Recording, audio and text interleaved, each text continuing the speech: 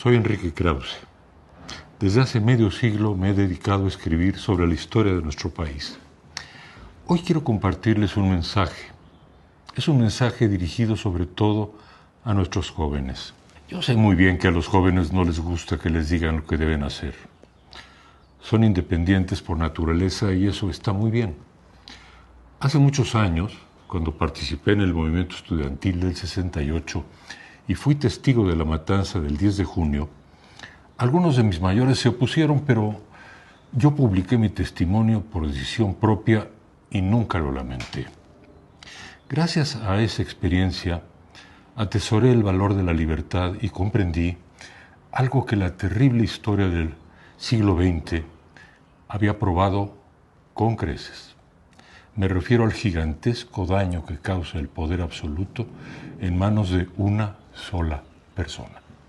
Estudiando la historia de México, he comprobado que los breves periodos de libertad y democracia que ensayamos en nuestra vida independiente, me refiero a la época de Benito Juárez y a la breve presidencia de Francisco I. Madero, fueron ahogados por la soberbia de los caudillos y la ambición de los presidentes que gobernaban al país como si fueran monarcas, eligiendo a su sucesor.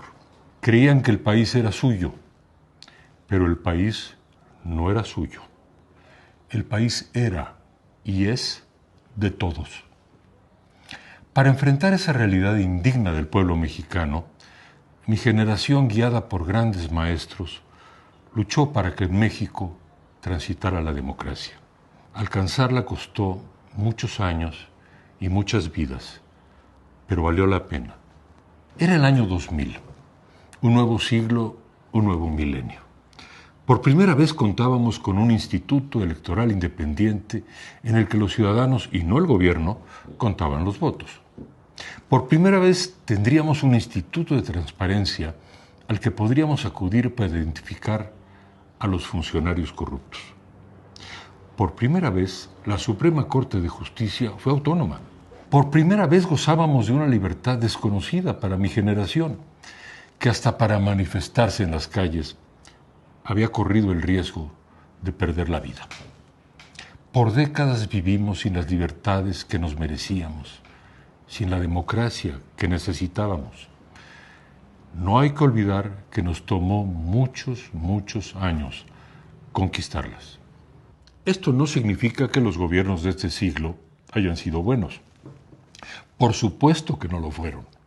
Cometieron muchos errores, pero para castigarlos hemos contado con la democracia, que si bien no es garantía de un buen gobierno, es el mejor mecanismo que ha inventado la humanidad para limitar el poder y llamarlo a cuentas. Por eso, gracias a la democracia, la ciudadanía castigó al PRI, castigó al PAN, castigó de nuevo al PRI y ahora debe emitir su veredicto sobre Morena. Yo quiero pedirles que reflexionen en esto. Y pienso sobre todo en aquellos de ustedes que van a votar por primera o segunda vez el 2 de junio. Nuestra democracia tiene la edad de ustedes. Igual que ustedes, nuestra democracia merece llegar al futuro. Pero, ¿qué futuro? No es difícil imaginarlo.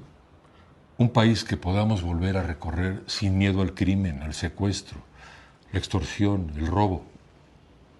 Un país en el que vuelva a funcionar el sistema de salud, las campañas de vacunación, el abasto de medicinas, los tratamientos contra el cáncer.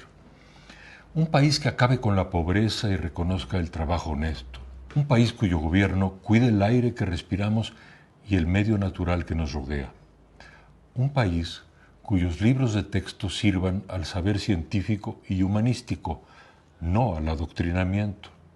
Un país en el que se respeten las diferencias de opinión.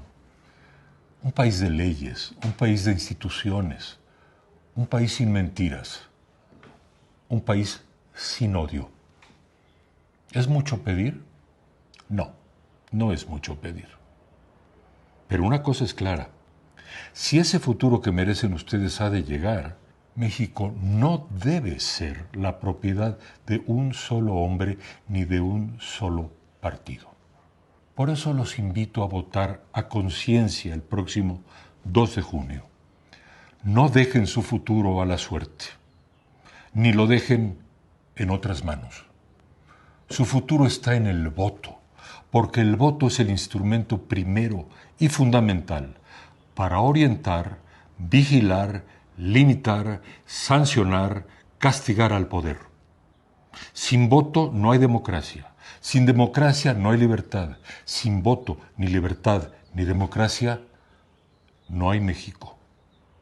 He invocado el nombre de México. México es nuestra casa común. México es nuestro hogar. Votar a conciencia es votar por México. Voten a conciencia. Voten. Es por México.